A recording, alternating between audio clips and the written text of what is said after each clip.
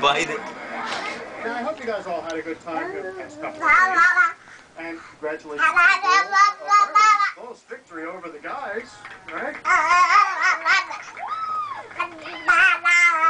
Now, we have another little surprise for you.